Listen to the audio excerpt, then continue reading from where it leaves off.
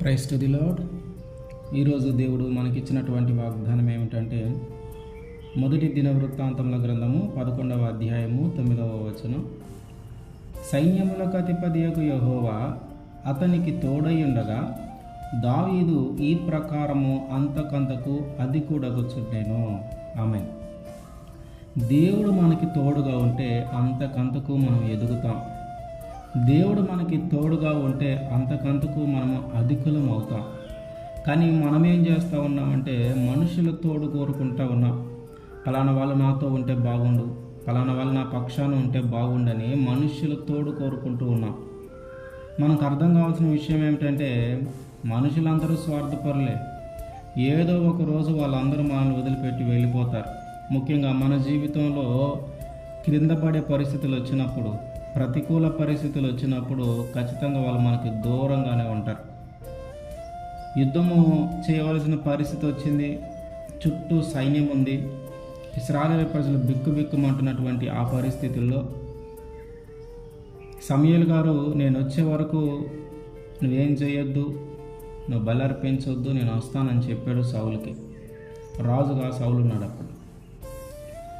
అయితే సమూయేలు గారు రావటం లేట్ అయింది, కానీ సౌలు దగ్గర ఉన్నటువంటి ఆ జనమందరూ కూడా తనను వదిలిపెట్టి వెళ్ళిపోతున్నారు.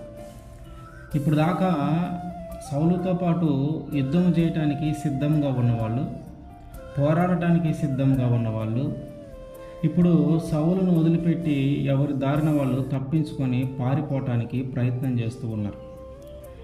సౌలు, వీళ్ళందరూ నా దగ్గర నుంచి వెళ్ళిపోతున్నారు, వీళ్ళందరూ నాతో ఉంటారనుకున్నాను, వీళ్ళేమో ఇప్పుడు వెళ్ళిపోతున్నారు, నా పక్షాన పోరాడతారనుకున్నాను, వీళ్ళందరూ ఇప్పుడు వెళ్ళిపోతున్నారు, వీళ్ళందరిని వెళ్లకుండా వీళ్ళందరిని తిరిగి నాతోనే ఉంచుకోవాలి, నా పక్షాన ఉండేలాగా చేయాలని చెప్పి త్వరగా తాను చేయకూడని పని తానే బలిని అర్పించాడు. ఇది యాజకుడు చేయాల్సిన పని రాజు చేశాడు. కారణం ఏమిటంటే, ప్రజలు తనను వదిలిపెట్టి వెళ్ళిపోతున్నారు, ప్రజలు తనతో ఉండకుండా వెళ్ళిపోతున్నారు, యుద్ధం చేయాల్సిన వాళ్ళు తన పక్షాన ఉండకుండా వెళ్ళిపోతున్నారు.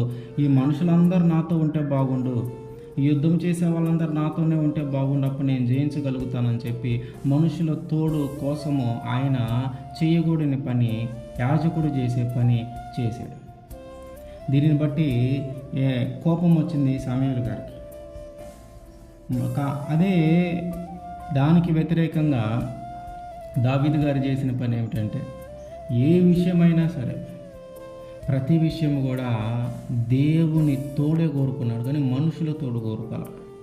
దావీదు గారి జీవితంలో అనేకమైన ప్రతికూల పరిస్థితులు వచ్చినాయి, కానీ ఎప్పుడు కూడా మనుషులు తోడుంటారని కానీ, మనుషుల వల్ల బ్రతుకుతానని కానీ, మనుషులు నా దగ్గర నుంచి వెళ్ళిపోతే ఎట్లాగైనా మనుషులను ఆకర్షించుకొని నా దగ్గర ఉంచుకోవాలని కానీ ఎప్పుడు ప్రయత్నం చేయలే. అందుకనే మనుషులు తోడు కోరుకున్న సౌలేమో పడిపోతే, దేవుని తోడు కోరుకున్న దావీదు గారేమో అంతకంతకు ఎదుగుతూ ఉన్నాడు, అంతకంతకు అధికుడవుతూ ఉన్నాడు. కనుక మన జీవితంలో కూడా మనుషుల తోడు కాదు మనకి కావాల్సింది, దేవుని తోడు.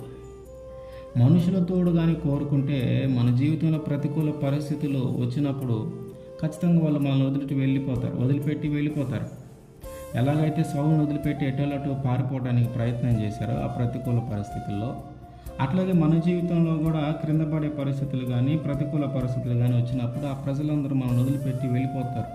ఎవరైతే మనకు తోడుగా ఉంటే బాగుండు అనుకున్నామో వాళ్ళందరూ కూడా మనల్ని వదిలేసి వెళ్ళిపోతారు. కనుక మనం చేయాల్సిన పని ఏమిటంటే, దేవుని తోడు కోరుకోవాలి.